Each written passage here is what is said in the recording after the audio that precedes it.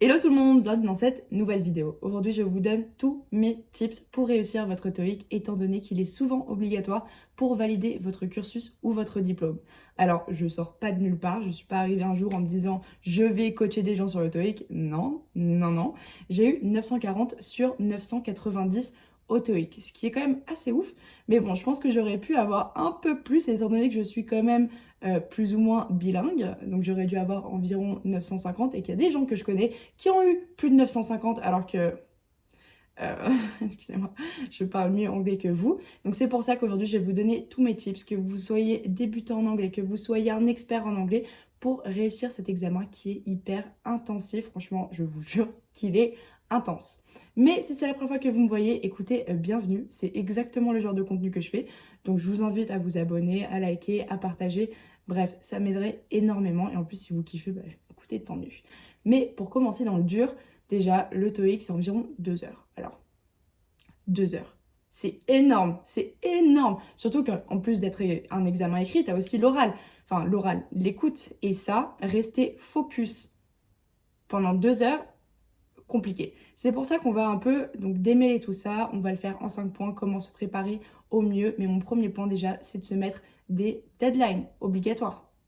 Obligatoire. Comme je vous l'ai dit, souvent les écoles le demandent pour valider votre diplôme, donc vous serez prévenu de quand sera la date de votre examen. Généralement, il y en a plusieurs d'ailleurs des dates, mais essayez quand même de vous préparer et de prendre la première date possible, parce que si vous chiez, eh bien vous pourrez recommencer. Tandis qu'après, flemme de passer l'examen pendant les vacances ou l'année d'après et pas être diplômé, donc pas pouvoir avancer dans votre vie, faire des stages, avoir un premier travail. Bref, vous voyez ce que je veux dire. Chiant. Donc une fois que vous avez cette deadline, il va falloir vous organiser en fonction déjà de votre charge de travail, si vous avez un taf à côté, si vous avez des sorties étudiantes, des associations, si vous avez des loisirs à côté. Bref, organisez-vous, d'accord? Donc on va se faire un petit planning de révision, on va essayer de se donner 1 à 2 heures par semaine, que ce soit continu. Évidemment, si vous avez des cours d'anglais, c'est encore mieux. Gardez ces 1 à 2 heures par semaine, parce que vous avez beau être chaud, c'est un examen hyper dur. C'est hyper dur. Et moi qui suis quand même plus ou moins forte en anglais, c'était chiant. Ok? Putain, je me souviens en plus le jour de l'examen. C'était horrible parce que quand je stresse, les gars, j'ai une envie de pisser. Mais genre tellement forte. Et donc je vais vider littéralement toute l'eau que j'ai dans mon corps. Donc je vais aller pisser toutes les 2 minutes. En plus de ça, je vais boire parce que je suis déshydratée. Catastrophe. Et en plus de ça, c'était 5 minutes avant de rentrer dans la salle d'examen. Bam, mes règles qui arrivent. Donc va trouver un tampon. Les filles, je sais que vous savez, et franchement les meufs qui ont des tampons dans leur sac, à tout moment, franchement, je vous kiffe. Mais voilà, donc petite anecdote, même moi donc, qui parle plutôt bien anglais, j'étais stressée, j'étais au bout de ma life. Deuxième point, il faut rester concentré.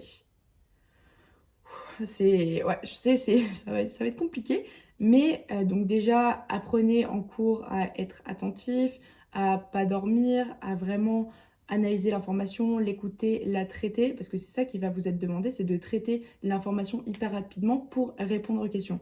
Je vais pas vous mentir, l'examen, moi, je l'ai pas fini. Donc j'ai eu 940, je sais pas d'où il est sorti complètement de mon cul, mais j'ai pas fini l'examen parce que j'étais pas focus. En fait, il y a des moments où je me posais, tout ça, où je buvais de l'eau, parce qu'en fait, juste, c'est dur d'être constamment concentré, concentré, concentré. Et je crois que j'ai pas répondu à 10 questions à la fin, ce qui est quand même énorme. Et en plus, c'est des questions généralement au choix multiple, donc c'est en mode QCM. Euh, donc franchement, je vous conseille de vraiment travailler votre concentration. Peut-être aussi éviter d'être autant sur les écrans la semaine qui va précéder votre examen, parce que c'est hyper important. C'est souvent ça, c'est une épreuve de longue haleine, on va dire. Ça va être plus un marathon qu'un sprint, le TOEIC.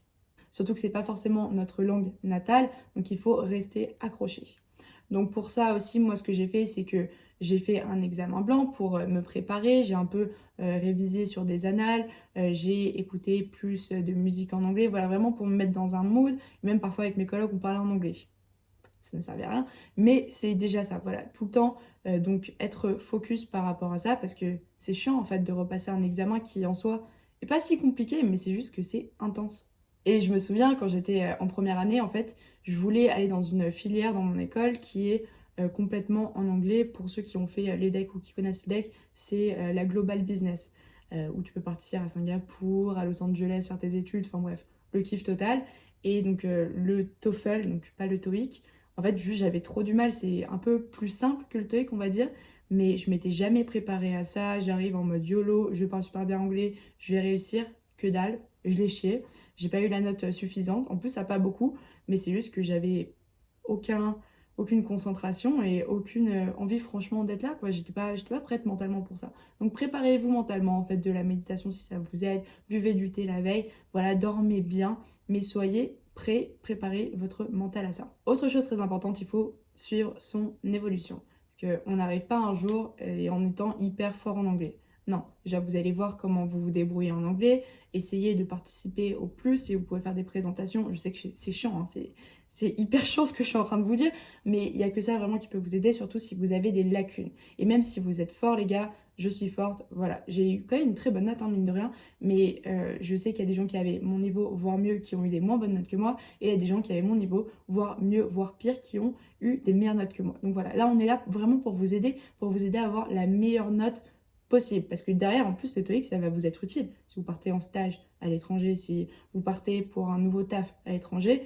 bon, ils vont pas vous demander alors votre note au TOEIC, mais c'est bien de le mentionner. Parce que vous êtes français, quoi. Les Français, la réputation qu'on a à l'étranger, euh, par rapport à l'anglais, enfin, on sait de quoi on parle, d'accord? Emily in Paris, je te vois. D'ailleurs, c'était grave de la merde Emily in Paris. Je sais pas si il y a beaucoup de gens qui sont d'accord avec moi. Je n'ai pas du tout aimé. Je vais pas rentrer dans le détail de ça, on n'est pas là pour ça. Mais voilà. Donc globalement, ce que je vous conseille, c'est de ressortir tous vos bulletins, voir comment ça s'est passé les années précédentes, comment ça se passe cette année. S'il y a peut-être des gens avec qui vous pouvez vous mettre en groupe pour apprendre d'eux, des gens avec qui vous pouvez travailler pour apprendre avec eux. Voilà, essayez de vraiment mettre toutes les chances de votre côté. Enfin, pour finir, les outils que vous pouvez utiliser, que ce soit formel, informel, premièrement, les annales. Donc ça va être vraiment scolaire. Je sais que ça peut être un peu chiant. Moi, je ne l'ai pas fait. Sincèrement, les annales, ça n'a jamais fonctionné. Pendant 2 semaines, je vais être à fond et après, je vais tout laisser tomber. Si vous êtes très scolaire comme ça, tant mieux. Les annales, vous pouvez en trouver à la FNAC, enfin bref, dans toutes les grandes distributions. Sinon, pour l'option un peu moins chère, parce que bon, c'est vrai qu'on ne va pas dépenser 40 balles comme ça, vous pouvez aller sur Le Bon Coin, donc un site de revente d'occasion. Après, vous pouvez le revendre ou sinon même demander aux gens qui sont dans votre école, les années supérieures, et voir s'ils n'ont pas donc des livres à vous prêter, à vous vendre à petit prix. Sinon, autre conseil, moi quelque chose qui m'a beaucoup aidé, c'est Netflix. Franchement, ok les gars, je me souviens que Netflix a commencé à faire sa plateforme de streaming en ligne quand j'étais en première année d'école de commerce. Je me sens tellement vieille, vraiment archi vieille. C'est un truc de ouf. Je suis gênée, je suis vieille. Et donc Netflix, évidemment, c'est comme l'espagnol, hein. Si vous voulez apprendre l'espagnol, vous regardez Casa de Papel, vous regardez Narcos, tout ça. L'anglais, c'est pareil, vous mettez tout en anglais. Déjà, la plupart des trucs que vous allez voir sur Netflix, c'est de production anglaise, américaine. S'il vous plaît, regardez pas en français. Regardez pas en français. À la limite, vous mettez les sous-titres en français, ce que je conseille pas forcément d'ailleurs non plus, mais juste pour les voix, quoi. Juste pour les voix. Je vous jure, si vous avez jusqu'ici regardé tout en français, mettez les voix anglaises, vous allez voir, ça va vous changer la vie. Sinon, autre conseil, ce serait d'avoir Spotify ou des plateformes de musique et d'écouter donc des musiques anglaises régulièrement. C'est vrai qu'on est quand même vachement impacté par la culture américaine, hein, niveau musique. Donc ça peut être un super conseil que je vous donne. Moi personnellement, depuis que je suis petite, je suis bercée au Britney Spears, Radiohead, News, tout ça. Bon, c'est pas forcément les choses les plus utiles à ressortir en examen, mais c'est vrai que une fois que tu les connais par cœur et tout ça, à la fin tu vas t'intéresser aussi à ce que ça veut dire, et tu vas te rendre compte que what the fuck, ça va trop en couille, mais c'est déjà utile et ça habitue en fait votre oreille à cette langue-là, et aussi ça va peut-être même un peu travailler votre accent, donc c'est tout bénef. Voilà, donc ça c'était mes conseils. Si vous avez besoin d'autres conseils, évidemment, vous mettez tout en commentaire, ça ne me dérange absolument pas. Si je peux aider mon prochain, avec plaisir. Mais voilà, je vous souhaite très bonne chance pour cet examen et bah on se dit à la prochaine fois. Bye!